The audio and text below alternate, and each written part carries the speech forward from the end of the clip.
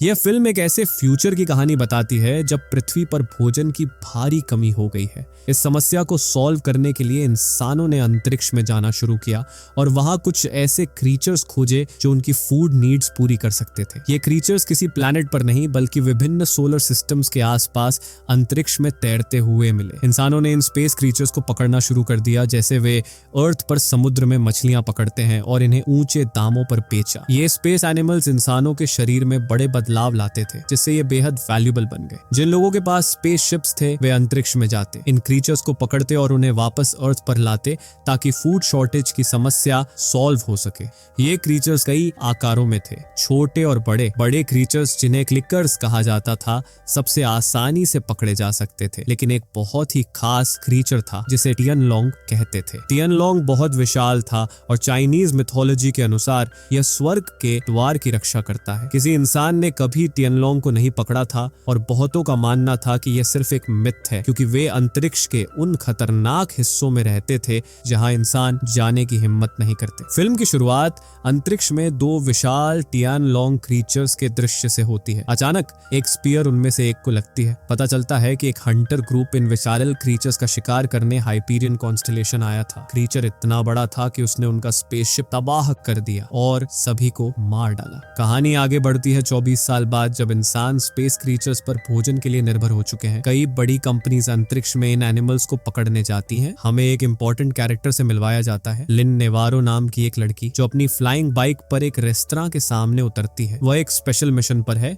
लेकिन रेस्टोरेंट के एंट्रेंस पर सिक्योरिटी गार्ड के कारण अंदर नहीं जा पाती। लिन अपने टीम के कांटेक्ट में है जो उसे आगे के इंस्ट्रक्शंस दे रही है। लिन एक सीक्रेट एजेंसी आईसी के लिए काम करती है जो इलीगल स्पेस हंटर्स को सजा देती है। रेस्टोरेंट के अंदर कैप्टन रिचर्ड और एक बिजनेसमैन एहैब के बीच एक डील चल रही है। एहैब के पास हाइपीरियन कॉन्स्टलेशंस का मैप है। बहुत सारे क्लिकर्स, छोटे स्पेस क्रीचर्स पकड़े जा चुके हैं लेकिन कोई भी टियनलोंग को नहीं पकड़ पाया है। अगर कोई टियनलोंग को अर्थ पर ले आए तो वह बेहद अमीर बन जाएगा। रिचर्ड एक केपेबल कैप्टन है और उसे मैप में इंटरेस्ट है। एहैब टियनलोंग की हंट से होने वाले प्रॉफिट्स का आधा हिस्सा मैप के बदले में चाहता है। मैप कागज पर है। डील पूरी होने से पहले डोर पर खड़े गार्ड ने अपने लीडर को इन्फॉर्म किया कि उन पर नजर रखी जा रही है और उसने रिचर्ड पर बिट्रेयल का आरोप लगाया। एहैब के आदमी ने रिचर्ड पर हमला किया लेकिन रिचर्ड ने खुद को बचाने के लिए जवाबी हमला किया। इस स्ट्रगल के दौरान रिचर्ड ने एहैब के सिर में एक छोटा पैरासिटिक एलियन वर्म डाल दिया जिससे एहैब पागल हो गया। रिचर्ड मैप के साथ भागने में सफल रहा और अपनी जान बचा ली। 3 महीने बाद हम रिचर्ड और उसके क्रू को क्लिकर्स की खोज में स्पेस एक्सपीडिशन पर जाते हुए देखते हैं। रिचर्ड के छोटे भाई ओवेन के अलावा शिप पर 5 और लोग हैं। एक बूढ़ा आदमी हॉथॉर्न जो रिचर्ड के पिता का कंपेनियन था, एक फीमेल पायलट रैक्सलैंड और इंजीनियर स्टुबनिस्की। इसके अलावा बाटली और हार्पो भी हैं जिनकी अपनी अपनी ड्यूटीज हैं। मिशन पर जाने से पहले लिन उनके क्रू में एक स्पाई के तौर पर शामिल हो जाती है और उन्हें पता नहीं कि वो आईसी से जुड़ी है। उनका मिशन अंतरिक्ष में क्रिएचर्स क्लाइकर्स को पकड़कर अर्थ पर वापस लाना है। उनका space craft hyper drive technology से लैस है जो लाइट की स्पीड से ट्रैवल कर सकता है जिससे किसी दूसरे सोलर सिस्टम तक कुछ ही दिनों में पहुंचना पॉसिबल हो जाता है। सफर के दौरान लिन ने शिप पर मौजूद हर किसी के बारे में इंफॉर्मेशन इकट्ठा की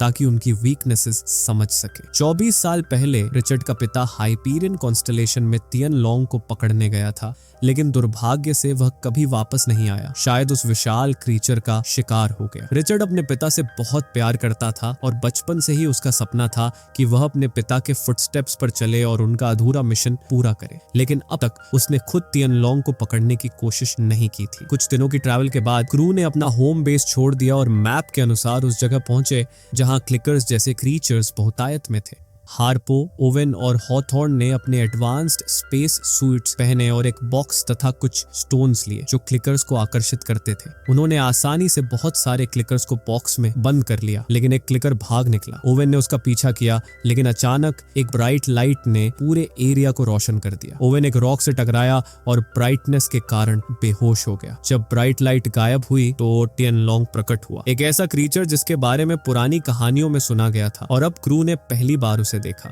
वह कुछ देर वहां रहा और फिर गायब हो गया। रिचर्ड और बाकी क्रू ने ओवेन को सफलतापूर्वक बचा लिया और उसे शिप पर सुरक्षित वापस ले आए। बाद में बटाली ने सबके लिए खाना बनाया, जबकि लिन ने तियान लोंग के बारे में एक इमेजिनेशन स्टोरी सुनानी शुरू की। लिन ने तियान लोंग को स्वर्ग के द्वार का रक्षक बताया, जो काले और सफेद अंतरिक्ष में मौजूद है, और उसे नुकसान पहुंचाने के खतरों के बारे में चेतावनी दी। रिचर्ड ने उसका मजाक उड़ाते हुए कहा कि वह रियलिटी में वापस आए और यह माने कि तियान लोंग सिर्फ एक एनिमल है, इससे ज्यादा कुछ नहीं। क्लिकर्स को पकड़ने के बाद सभी घर वापस जाने के लिए उत्सुक थे, लेकिन कैप्टन ने अभी तक रिटर्न का ऑर्डर नहीं दिया था, क्योंकि उसे लगा कि तियान लोंग आसपास ही है। इसी बीच लिन ने अपनी टीम को एक मैसेज भेजा, क्योंकि उसका मिशन तियान लोंग के बारे में इंफॉर्मेशन इकट्ठा करना था। उसे पता नहीं था कि यह सिग्नल रॉबर्स ने इंटरसेप्ट कर लिया था, जो तेजी से उनका लोकेशन ट्रैक करने लगे। कुछ ही घंटों में रॉबर्स वहां पहुंच गए, आर्म्ड और लूट करने के लिए तैयार। कैप्टन रिचर्ड ने महिलाओं की सुरक्षा के लिए रैग्सलैंड और बैटली को शिप के एक छिपे हुए हिस्से में छुपा दिया। आर्म्ड रॉबर्स के सामने भागना या लड़ना कोई ऑप्शन नहीं था, इसलिए रिचर्ड ने सरेंडर करने का फैसला किया, लेकिन एक प्लान के साथ। उसने चुपके से कार्गो में एक ट्रैकिंग डिवाइस लगा दिया, ताकि बाद में स्टोलन गुड्स, पकड़े गए स्पेस क्रीचर्स, क्लिकर्स को वापस ले सके। एक चोर बूमर उनके शिप में घुस गया। रिचर्ड ने उसका सामना नहीं किया, जबकि लिन, जो दूसरी महिलाओं से अलग थी, उसका टारगेट बन गई। बूमर ने उसे परेशान किया, क्योंकि उसे पता था कि लिन के मैसेज की वजह से ही वे शिप तक पहुंचे थे। उसने ट्रैकिंग टैग हटा दिया और रिचर्ड को दिखाया कि उनमें से कोई उन्हें धोखा दे रहा है। क्रू को यह जानकर बहुत दुख हुआ। रॉबर्स ने शिप के सभी प्रोविजंस और कार्गो को लूट लिया और शिप के सिस्टम्स को कंट्रोल कर लिया, ताकि कोई डिस्ट्रेस सिग्नल न भेजा जा सके। जब वे चले गए तो रिचर्ड ने लिन को उनके नुकसान के लिए जिम्मेदार ठहराया और हार्पो को उसे अरेस्ट करने का ऑर्डर दिया। अब वे बिना फूड और बिना किसी क्रीचर के फंसे हुए थे, जिसे वापस अर्थ पर ले जा सकते। तियान लोंग क्रीचर आस पास ही था और उसे पकड़ना क्लिकर्स की तुलना में कहीं ज्यादा मुश्किल था। नुकसान के बावजूद रिचर्ड ने अपनी टीम के लिए एक स्ट्रैटेजी बनाई। वे पहले से ही ऐसे सेटबैक्स के लिए तैयार थे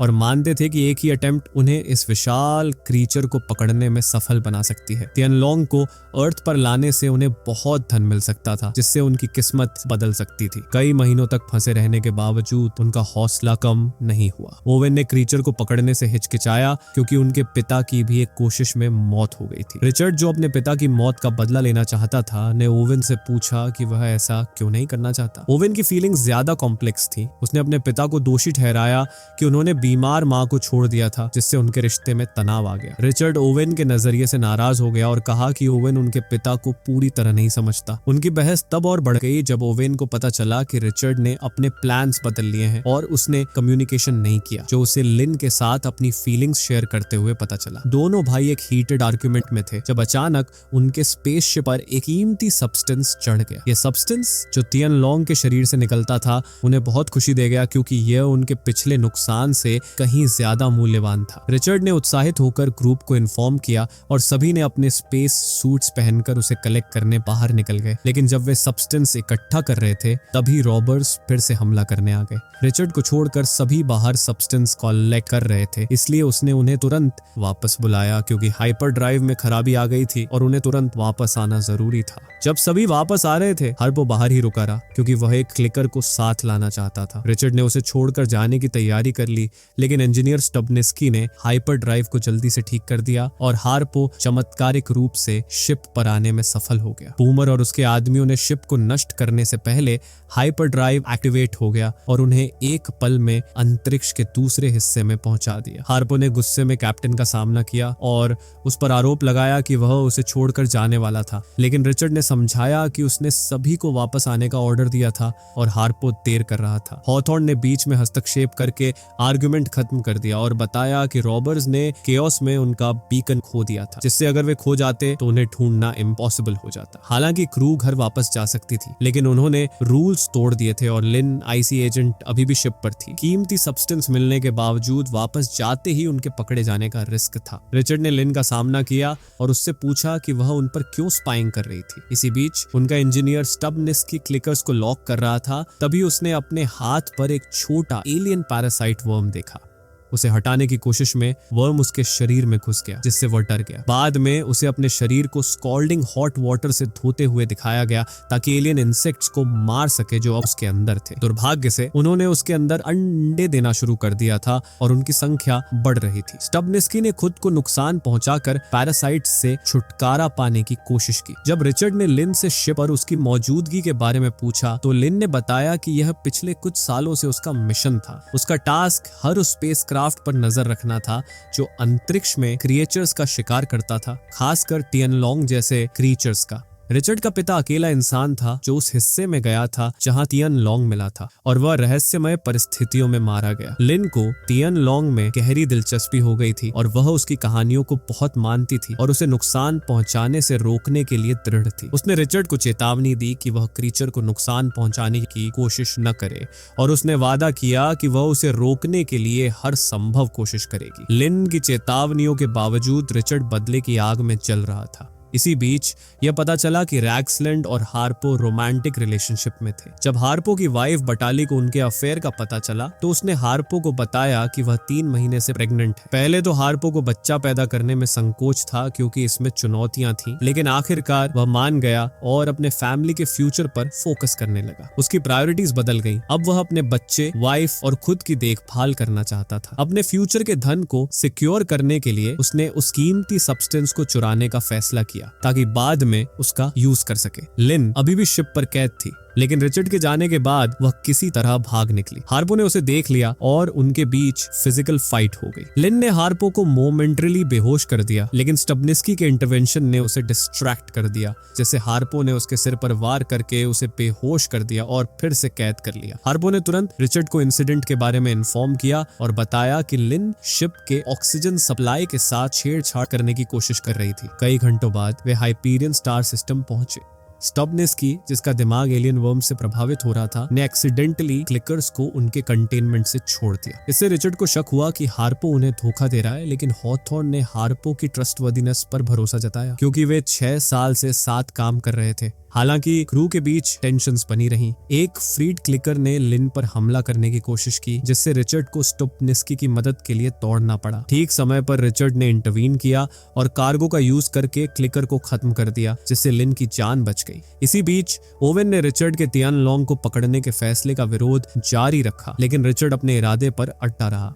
अचानक एक ब्राइट लाइट दिखाई दी जो वर्म होल जैसी लग रही थी और उसमें से टियनलोंग प्रकट हुआ। वह एरिया कई फेल्ड अटेम्प्ट्स के रेकेज से भरा हुआ था जो क्रीचर की डिस्ट्रक्टिव कैपेबिलिटीज को दिखाता था। टियनलोंग ने उनके शिप पर हमला करना शुरू कर दिया, जिससे हार्पो और ओवेन ने अपने स्पेस सूट्स पहनकर क्रीचर को सबड्यू करने की कोशिश की। दुर्भाग्य से ओवेन को इस एनकाउंटर में गंभीर चोटें आईं। रिचर्ड ओवेन को बचा सकता था, लेकिन लिन ने शिप के सिस्टम्स को डिसेबल कर दिया, जिससे रिचर्ड कुछ नहीं कर पाया। रिचर्ड की कोशिशों के बावजूद ओवेन अपनी चोटों के कारण मर गया, जिससे रिचर्ड अपने भाई की मौत से तबाह हो गया। ओवेन की ट्रैजिक डेथ और वर्म होल के माध्यम से टियनलोंग के गायब होने के बाद रिचर्ड गुस्से में लिन पर बरस पड़ा जब उसने शिप के सिस्टम्स को शट डाउन किया और उसे बेहोश कर दिया। हॉथॉर्न ने रिचर्ड को कंफर्ट करने की कोशिश की, उसके दुख में साथ दिया। जब लिन होश में आई तो रिचर्ड ने उसका सामना किया और कन्फेस किया कि उसे कभी उसके लिए फीलिंग्स थे, लेकिन अब सब कुछ बदल गया है। उसने लिन को ओवेन की मौत के लिए जिम्मेदार ठहराया, हालांकि लिन को सच में पछतावा था और उसका इरादा